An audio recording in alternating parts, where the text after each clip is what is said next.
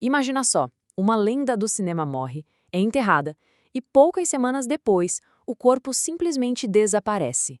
Parece roteiro de filme, né? Mas essa é a história real e, olha, inacreditável, do que aconteceu com os restos mortais de Charlie Chaplin. Vamos entender que caso bizarro foi esse.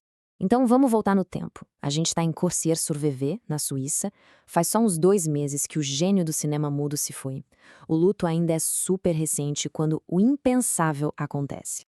Os funcionários do cemitério chegam para trabalhar e dão de cara com uma cena chocante, no meio de uma chuva danada. O túmulo de Charlie Chaplin está aberto, vazio. O caixão, que pesava quase 140 quilos, sumiu. Simplesmente sumiu. A notícia se espalha como fogo, primeiro na Suíça, depois no mundo inteiro. A pergunta está em todo lugar, nas capas dos jornais, na TV. O que aconteceu com o corpo de um dos artistas mais famosos do século XX?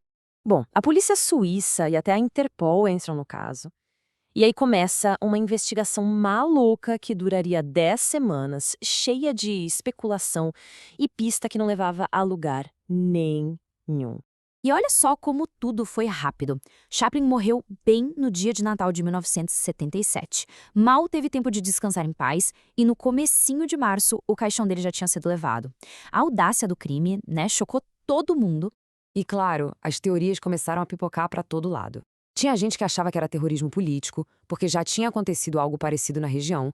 Outros suspeitavam de neonazistas, bravos com a paródia do Hitler em O Grande Ditador.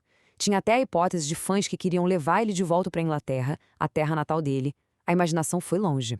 Mas a verdade, como quase sempre acontece, era bem menos complexa e, para ser sincero, bem mais bizarra do que qualquer teoria da conspiração. E essa comparação aqui resume tudo. O mundo esperando uma mente criminosa genial, um grupo político radical, e o que a gente teve? Uma dupla de mecânicos desempregados e desesperados por dinheiro.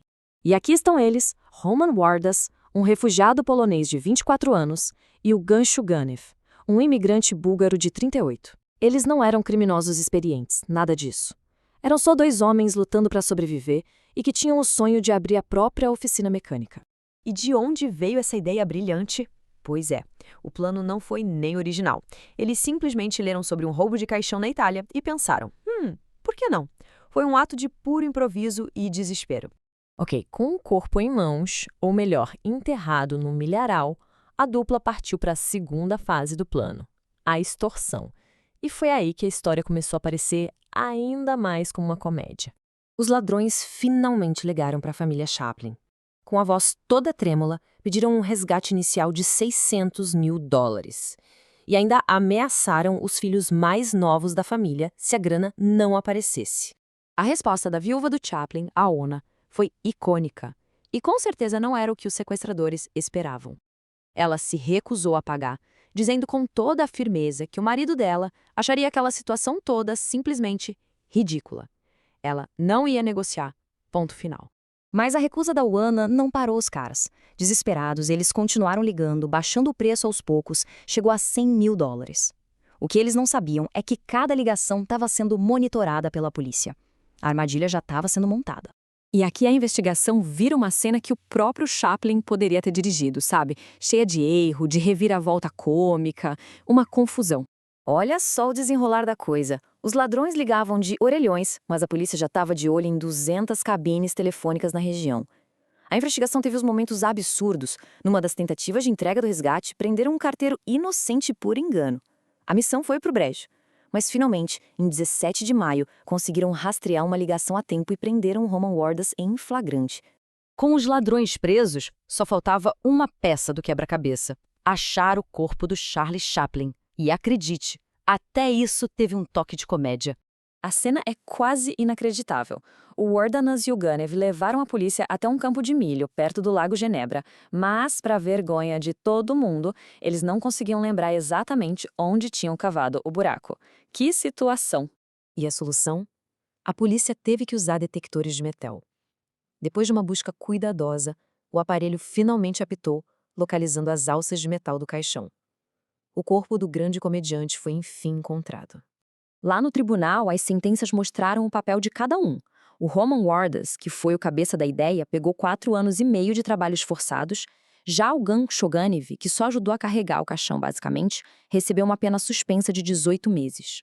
E aí vem um gesto de uma compaixão enorme. A Oona Chaplin escreveu cartas perdoando os dois.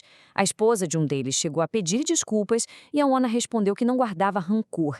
Ela entendeu que o crime não veio da maldade, mas do puro desespero. E para garantir que nenhuma outra aventura póstuma como essa acontecesse, a família tomou uma medida drástica. O caixão do Chaplin voltou para o túmulo original, só que dessa vez foi selado debaixo de uma laje bem grossa de concreto. Fim de papo. E isso tudo deixa a gente com a reflexão. Foi um crime desprezível ou só um plano muito ruim que virou uma comédia de erros? É difícil saber o que é mais surpreendente, o roubo em si, a resposta da família ou a captura toda atrapalhada. A história do roubo do corpo de Charlie Chaplin continua sendo um dos casos mais estranhos da história. Um drama da vida real que parece ter saído de um dos filmes dele. O que foi mais bizarro nisso tudo? Deixe aí a sua opinião nos comentários. E se tiver outra história inacreditável que vocês acham que merece uma análise dessas, pode sugerir também. Valeu por acompanhar e até a próxima.